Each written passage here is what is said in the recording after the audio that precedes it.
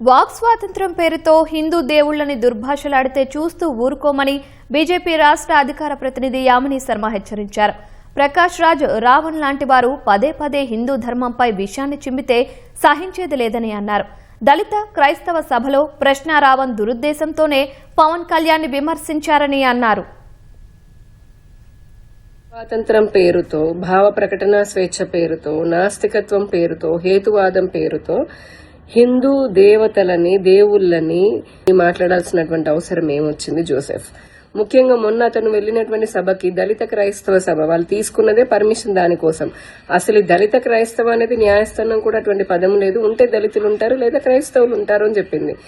ఆ పేరుతో పర్మిషన్ తీసుకుని అక్కడ హిందూ దేవి దేవతలని దుర్భాషలాడడం ఒకటి చేస్తే, ఇంకొకడేమో పవన్ కళ్యాణ్ గారు, డిప్యూటీ సీఎం పవన్ కళ్యాణ్ గారిని, వారి కుటుంబ సభ్యులని కూడా దుర్భాషలాడుతూ ఉంటాడు. ఇంకొకడు వచ్చి కూటమి ప్రభుత్వాన్ని ప్రశ్నిస్తూ ఉంటాడు. జోసెఫ్ అయిన అతను హేతువాది అని అంటున్నాడు. అతను హేతువాది అయితే కనుక క్రైస్తవ సభలకు ఎందుకు వెళ్తున్నాడు? ఆ ప్రకాష్ రాజు ఈ నాస్తికత్వం అంటారు. నాస్తికత్వం అంటే నేను అడుగుతున్నా, నేను జోసెఫ్, ప్రకాష్ రాజు, చందు తులసి మీరందరూ నాస్తికులు అని చెప్పుకుంటున్నారు కదా, హేతువాదులు అంటున్నారు కదా. హేతువాదులు అంటే మీకు ఏమన్నా రాజ్యాంగంలో రాసిందా హిందూ ధర్మాన్ని టార్గెట్ చేయాలి, హిందువులను తిట్టాలి, చిచ్చు పెట్టాలి అని చెప్పనని? అదా హేతువాదం అంటే?